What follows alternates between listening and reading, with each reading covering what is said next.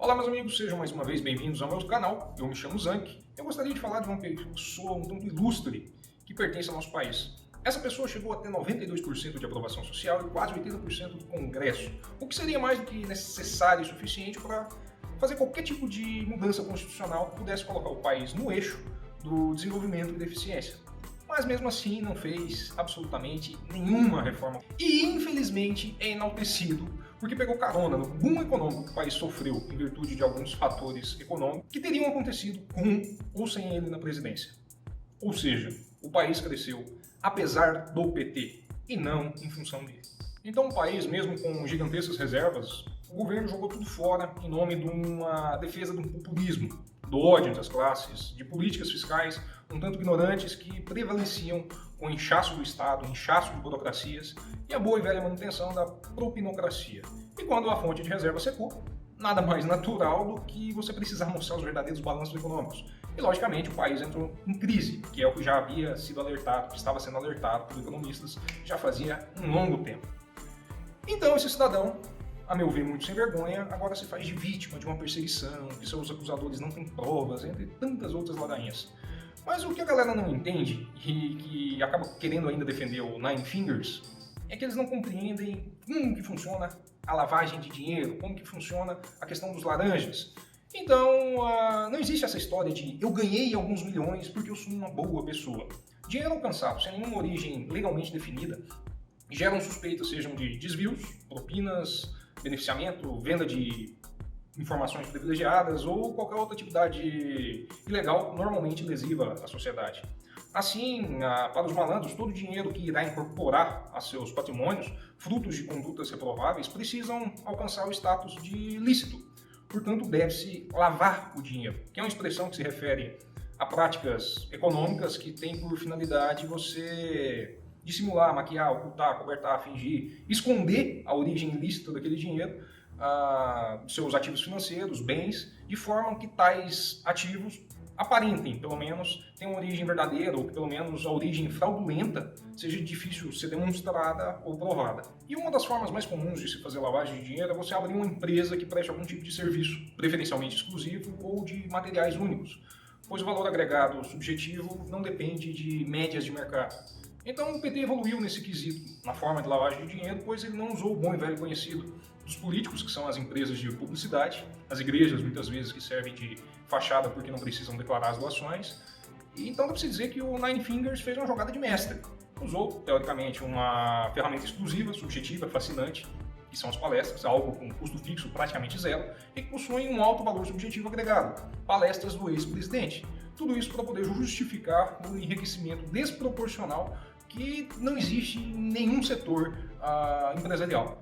Afinal, lavar dinheiro dessa maneira não possui as limitações físicas, operacionais, não precisa gastar nada com insumos, aluguel, energia, não deixa registros operacionais que poderiam facilmente ser desmascarados para provar as origens ilícitas das movimentações financeiras, entre tantas outras variáveis limitantes e facilmente auditáveis.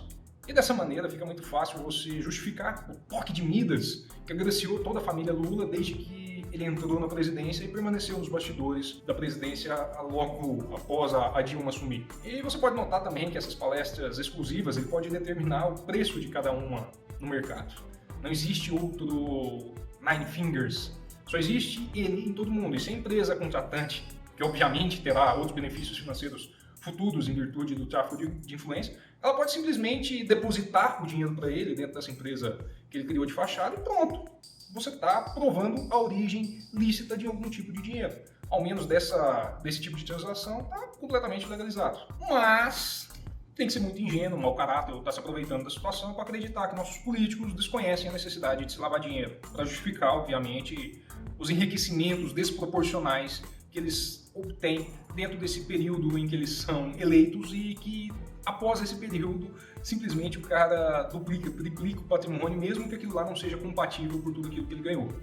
Então, esses caras não desconhecem as leis, eles sabem as ferramentas necessárias de fazer caixa 2, até porque, muitas vezes, eles até se utilizam de brechas jurídicas que são um tanto condenáveis, que é o fato de que benefícios alcançados por intermédio dessas operações ilícitas, eles não são condenáveis. E o exemplo é o próprio PT. Ele ter usado dinheiro roubado, desviado, golpeado para utilizar em campanhas políticas, e isso deu a ele uma extrema vantagem eleitoral, e mesmo assim não faz com que aqueles benefícios que ele tenha alcançado, que no caso é ter ganho as eleições para prefeitos, governadores, deputados, simplesmente eles não podem ser destituídos, mesmo que o fato que colocou eles lá em cima tenha sido ilegal. Então a gente só pode condenar esse tipo de cidadão, esse tipo de partido moralmente, porque judicialmente não há nada que a gente possa fazer. E eu tô vendo muita gente querendo votar em candidatos que estejam ainda coligados com o PT, o que para mim é algo absurdo e continua dando força a esse partido que é um câncer dentro do nosso país.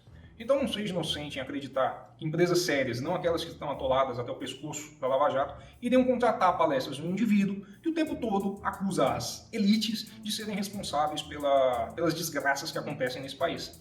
Além do mais, $200 mil a palestra? Não fode, pô. Um cara que nunca trabalhou, ensinando a grandes executivos. Eles ensinariam o quê? Um cidadão analfabeto de cultura, tanto no quesito econômico quanto no quesito social, e por diversas vezes alegou, confessou que detestava ler. O que esse cara tem de bom para ensinar?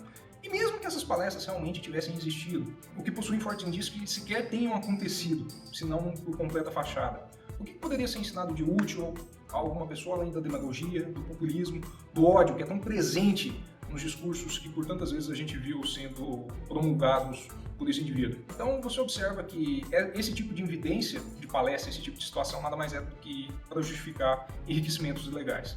Eu te convido, inclusive, você que provavelmente é uma pessoa que se acha inteligente, a entrar no Instituto Lula, caso você ainda defenda esse cidadão. Vou deixar aqui embaixo o link, e lá mostra num link perfeitamente exclusivo somente as palestras que ele recebeu, que ele teria ganho por elas. Então você entra no Google, você é um cidadão esperto como você é, e coloca as palavras-chave, o local, o nome do Lula, a referência, e tenta encontrar fotos no Google. Você sequer encontra referências de absolutamente nada. Então me explica, como um presidente famoso, cercado por paparazzis constantemente, iria oferecer palestras e não deixar sequer uma foto, um vídeo de smartphone, um abraço, dando uma selfie com algum empresário. E a gente não pode se esquecer que a maioria dessas palestras foram solicitadas justamente pelas maiores empresas que estão atoladas até no pescoço com a Lava Jato. E algumas outras por países que, coincidentemente, o Brasil fez alguma graça via BNDES ou mesmo perdoou dívidas. Então, a gente pode ter a certeza que o PT não inventou a corrupção, mas que ele aprimorou e desenvolveu as técnicas existentes para conseguir isso, não resta dúvidas. E é por isso que dizer que um cidadão assim seria o chefe do esquema máximo de corrupção, que tivesse intimamente ligado aos crimes, não deveria causar, pelo menos ao meu ver, nenhum espanto na população. Malandro que é malandro não é bobo. O cara ele não colocaria coisas no nome dele sem antes passar por vários laranjas. Ele não colocaria dinheiro nas suas próprias contas, bens em seu nome, se ele não tivesse a plena certeza que aquilo lá pudesse ser colocado sem levantar qualquer tipo de suspeita.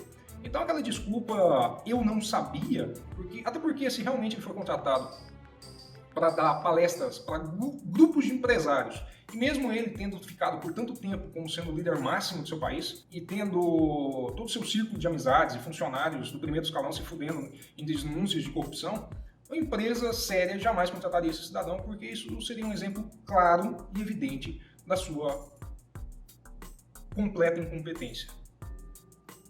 E para reflexão a gente pode até pensar, caso você acredite ainda nessa questão de eu não sabia, a gente poderia até mesmo absolver o Adolf Hitler.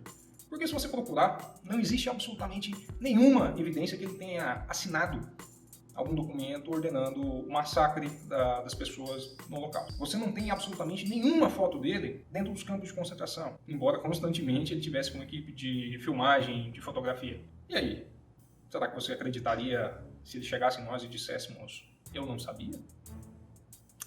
E é isso aí, pessoal. Então deixo para vocês mais esse vídeo. Se você gostou, clica no botãozinho gostei. Se você está no Facebook, por favor, compartilha.